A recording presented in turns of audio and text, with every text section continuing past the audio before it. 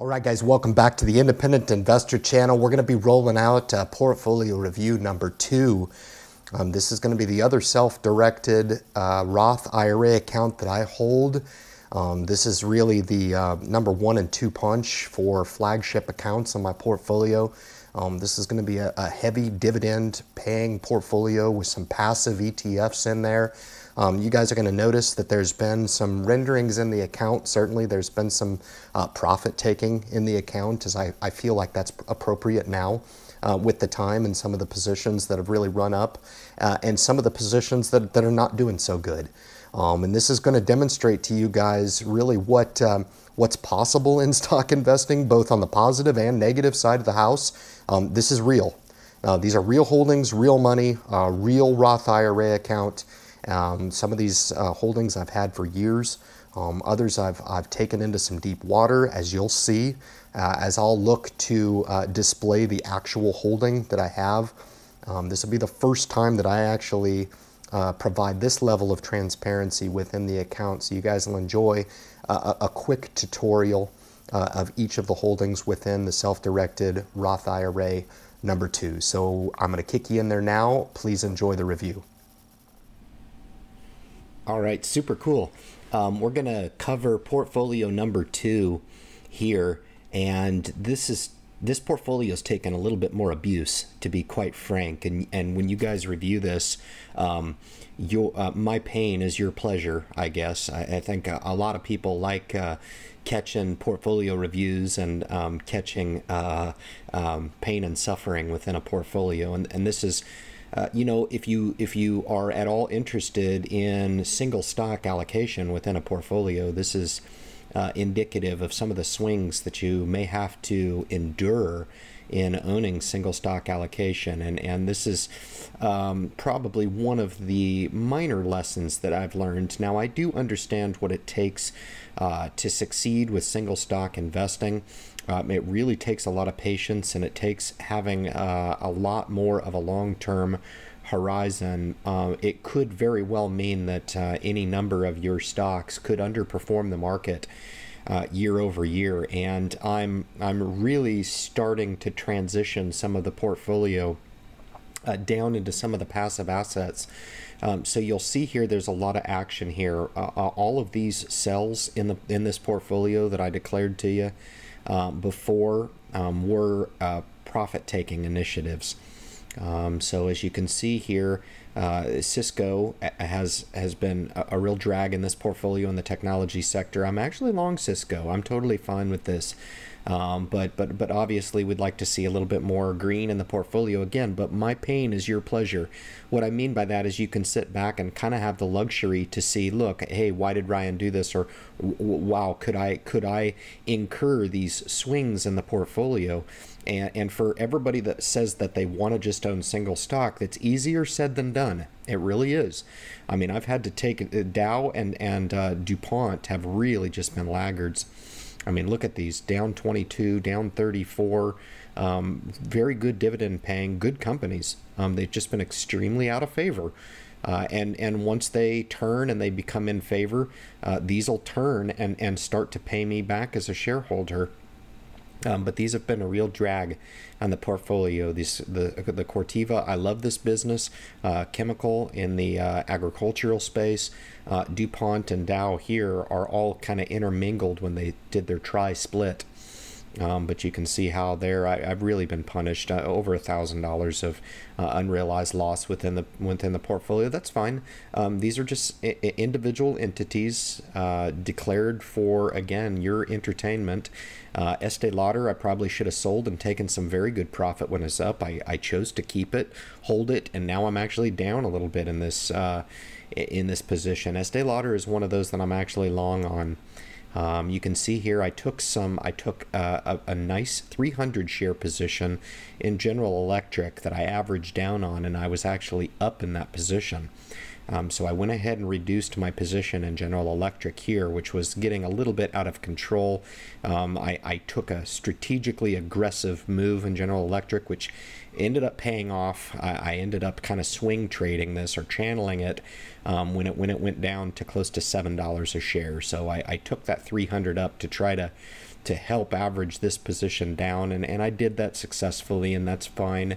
Intel, another corner, so we've got Cisco and Intel in here in the big technology companies. JP Morgan is a cornerstone in this portfolio, one of the few bright spots, to be honest with you. And then Kraft Heinz Food, which has just been, of course, a laggard. You guys understand that. Lowe's has been sold at a profit. 3M as an industrial cornerstone in this portfolio. I've owned this now for quite some time. Merck, Microsoft, and 𝑪𝑎𝑛𝓋𝑎 all were sold at a profit to try to kind of lock in some profits and allow some of these unrealized positions to work. I still believe in every one of these companies. Excuse me, and I do believe that they will continue to work. But Pepsi being one of the long cornerstones here in the portfolio, one of those stocks I feel like you really can own forever. That'll continue to work for me in this. Pfizer in the healthcare sector, we did hold on to this long. We've got a little more work to do with Pfizer. Raytheon, we took a nice profit in Raytheon of 8%. State Street needs to work for us a little bit. AT&T was another one where we were able to swing 50 shares in the low 30s and allow these overbought shares at 37 to average down. So we were able to lower our cost basis in AT&T here and actually render us up in the portfolio. So, or excuse me, in the position. So some of those strategic applications, I don't mind doing that in a position that I believe in. And so these 59 shares are set up nicely to continue to appreciate in value for me if that's in fact what ends up happening. United Health, I've been wanting to own this for a long time. Tried to catch a falling knife. It had already come back a lot. But we'll have to allow that position to work for us here. This is the other Canadian bank that we own, 25 shares there. So the two largest banks from Canada are long positions in the portfolio here. Relatively small positions, to be honest with you. And then Visa, I've gained a small fortune on owning Visa over the years, and it's in the green here, which is nice. And then the small cap offering here, Vanguard's small cap fund, we're up just a touch there. VTI, which is the flagship ETF in this account, 30 shares there. Looking at a little profit, closing in on 4% of profits. The 𝑉YM in this account, give me some dividend yield exposure. In this, we'll continue to build these two up. Verizon has just been a nice performer in telecom. This is another position that I've owned for many, many years.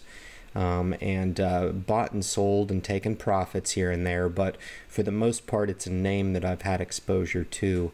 And then Wells Fargo, which I actually think looks very attractive right here, and finally Waste Management on the bottom. You can kind of see here there's been a lot of profit taken in this portfolio, and we're going to look to strategically introduce those positions back into the market when I feel that buying in larger bulks is a little bit more conducive to buying.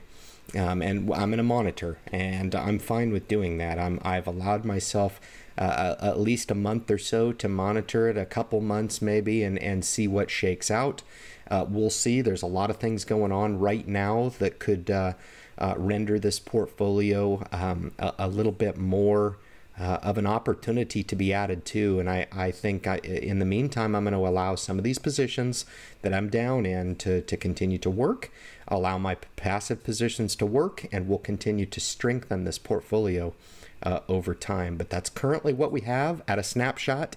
It's not always pretty, and this is by no means pretty, but keep in mind there's some things behind the scenes going on with this portfolio in way of realized gain, manufactured profits in this portfolio, and it's just one of those times where we're going to have to let these positions work and continue to work out of the funk that some of them are in, and that's just where we are, and I'm absolutely prepared to do that. So with that said, guys, we'll go ahead and kick you back into YouTube. Thanks for kicking into this portfolio review of the Roth IRA number 2. So thanks a lot, guys. Appreciate the time. All right, guys, welcome back to YouTube. I hope you enjoyed this review of the self-directed Roth IRA account number 2.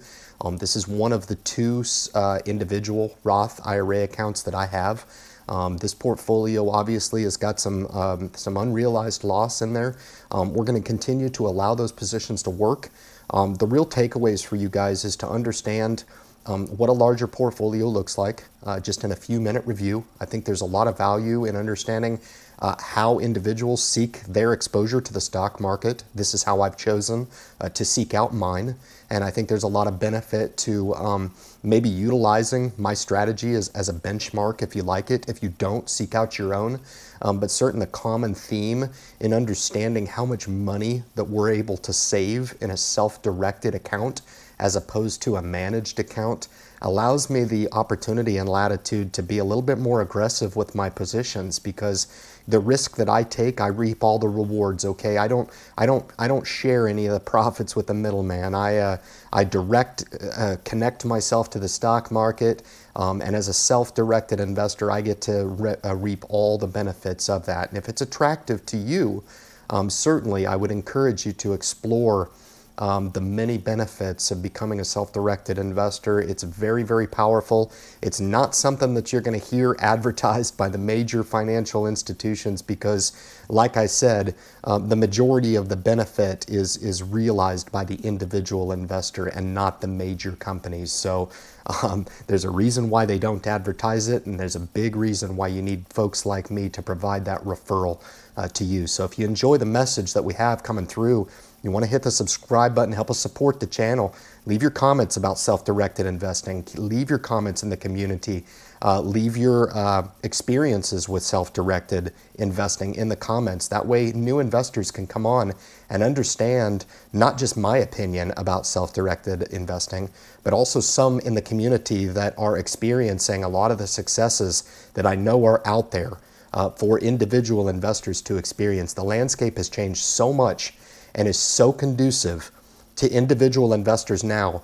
It is absolutely imperative that anybody that is interested in investing seek out the prospects and do their own research and understanding what this could mean for them, because the opportunities are very, very abundant and they are very, very rewarding within the self-directed community.